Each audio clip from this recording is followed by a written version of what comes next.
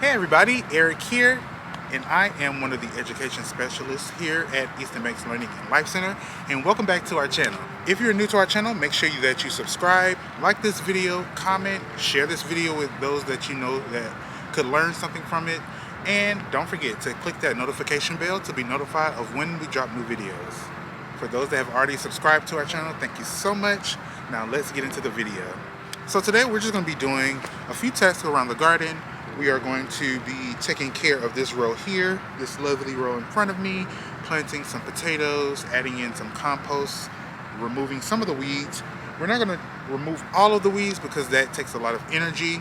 We're just going to remove a lot of the big ones that can take a lot of the nutrients away from the potatoes that will be growing. And then we'll also be showing you guys a little bit of what's going on so far, some of the plants that we've transplanted with the students, some of the new additions to the garden, things like that.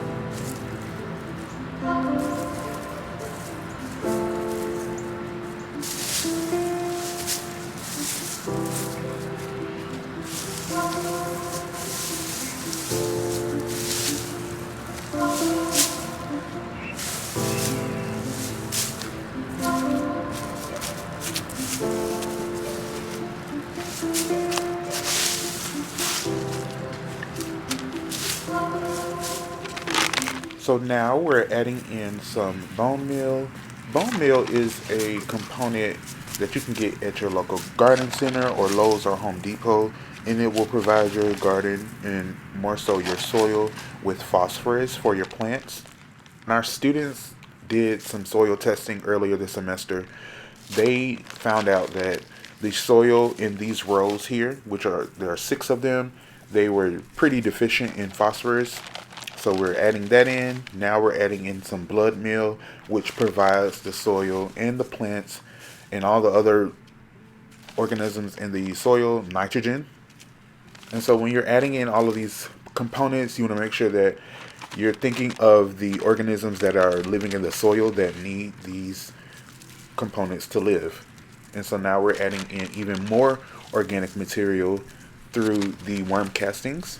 And worm castings can also help with retaining moisture and providing more organic material.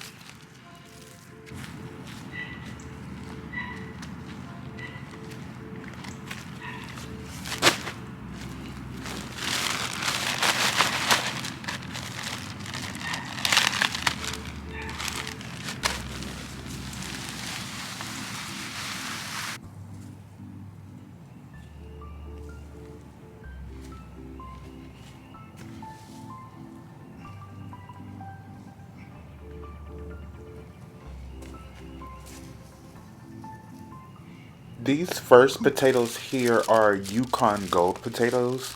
We purchased them from Lowe's, and they have already started to sprout pretty well. And these are just a mixture of, I believe, various potato varieties.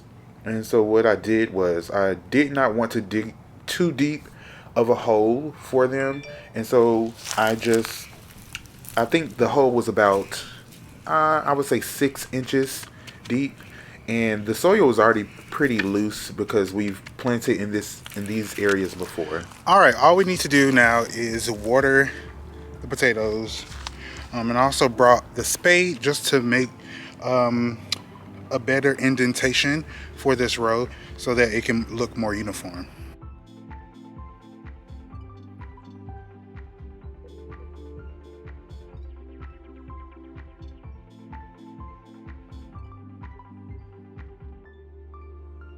Okay, As you can see back there, it looks so much better. The row that the potatoes are in are literally standing out because of the compost that we put down. That compost was actually purchased from Lowe's for like $5 a bag. It's the cow manure, and it literally smells like cow manure. But I added in, as you saw, and as I said in the voiceover, some blood meal, bone meal, to provide nitrogen and phosphorus, as well as some fertilizer, because potatoes are very heavy feeders. So they should start growing in about 2 weeks. Well, they're already growing. I mean, like, you know, producing more leaves in the next 2 weeks. So we will provide you guys updates. We will be posting a video soon of us planting some potatoes over at the community garden. And we're gonna do like a time lapse, I think. I don't think we thought it out yet. We will do a time lapse probably, just to show you guys how we grew potatoes this year. Over here in the wind tunnel, we still have green onions and scallions growing, and our garlic, I really don't know what's happening to the garlic. I mean, it's still growing. It's producing leaves out of this world, especially this one. This one got all tangled up. I just left it alone. But all the garlic have produced leaves like that.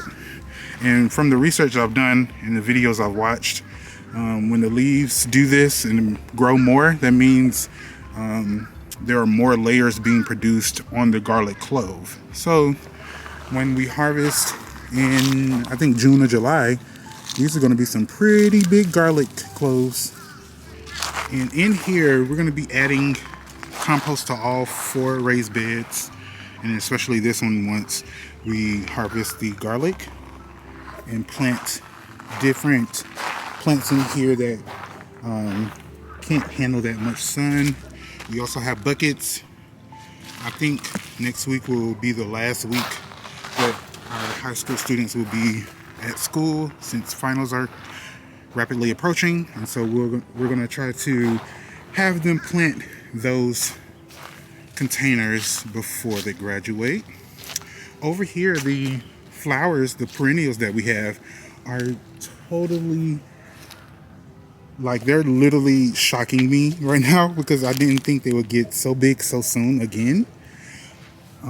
Some of the tags that we had on these plants have disappeared. Don't know where they went, but this is the Autumn Joy, how do you say that? Autumn Joy sedum plant. The bees love this, so I can't wait to see it get larger for the bees and other pollinators. This one over here, I had to remove the dead, what would you call that? The dead shrubbery from it, so it could have new growth. And it's coming along. This is the Spin Top Yellow Touch Blanket Flower. I guess it resembles a cone flower. The pollinators really like that one too, so I can't wait to see what that one does. And I don't want to step on anything. This is the Sunny Border Blue Speedwell. This one is also at the community garden. And every summer there are always butterflies, bees, and every other type of pollinator on that one. I think I have 2 of the same kind of flowers. I know this one was like a yellow flower. Let me remove all that dead stuff. Remember, anytime you have like new growth on your perennials, always remove the dead things around it. So yeah, we're gonna add in some more perennials and more flowers. I think I want to, instead of having that rock border, I think I'm going to add in some compost to the back of it and plant sunflowers. So I think we have 2 varieties of sunflowers. One is the Russian mammoth, and the other one is, I think, a dwarf sunflower, and we're just going to border that, so we'll have tall, you just have like a tall visual in the back. You know, I think that'll be pretty. I had to switch to my phone because our camera battery died. But over here, this is my happy place in the garden right now, because we just transplanted some pak choi, guys. And I didn't think they would take that. I was a little nervous yesterday, but they took overnight, and I'm really excited. Next to them, I think we have a row or two of dinosaur kale right here. Next to that, we have one long row of radishes. We also have some snow peas. These are the Oregon sugar pod variety. And next to that, we have some parsley growing, well, seeded right now. And in the back corner right here, we have some zinnias. My goal is to have us plant maybe marigolds as a border in the back, or zinnias, just to bring in good bugs, you know, like pollinators, and to help prevent pests, which marigolds do pretty well. So one of those types of flowers we'll plant. The goal is, since we have mostly cool season crops here, these will reach maturity at some point rather. And then once they reach maturity, we can transplant tomatoes, tomatillos, peppers, and some herbs over here in this area to replace the plants that we take up because they're too old. And over here we have some Paris Island lettuce. This is a type of romaine lettuce. And so next to that, we did sprinkle in some carrot seeds that we had. We didn't know they would germinate because they were pretty old seeds, and so we just wanted to do it as like a little science project. So if they germinate, cool. If not, no problem. We have our row that we finally leveled the soil and raised the soil, so I'm pretty happy about that. Right now, what I'm going to do is disregard the right now what I want you to do is disregard the weeds that have grown so far, because once we get the green beans over here growing, the corn, as well as the squash, that will prevent mostly all of the weeds that will try to grow over here. So what I'm going to do now is plant some seeds of green beans, and we're going to have one long row of green beans. And then in the middle, we'll have one row of corn, and in the back, one row of squash.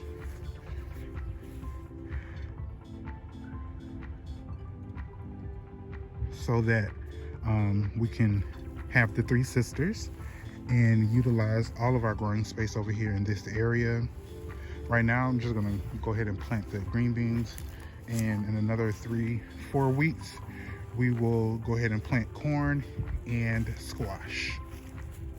And then the last area in the garden that I wanted to show you guys were our grapes. So the students that we work with, some of them planted grapes earlier in the semester, and they have finally put on some growth. I believe these are the Concord variety of grapes there. And then we have Niagara grapes there, as well as 2 other types of variety of grapes. I don't remember the name of them, but they're there. And the design behind it was to just have them grow on this stage. That way we didn't have to spend any money on, you know, materials, resources, and energy. And I believe that will do pretty good. All right, you guys, so I'm gonna go ahead and get to work with planting these green beans before I lose any sun. Make sure to subscribe to our channel here. Follow us on Instagram and Facebook at EBLLCINC. You can visit our website at EBLLCINC.com. You can follow our TikTok as well at Project Grape. And we will see you guys later in the garden. Bye.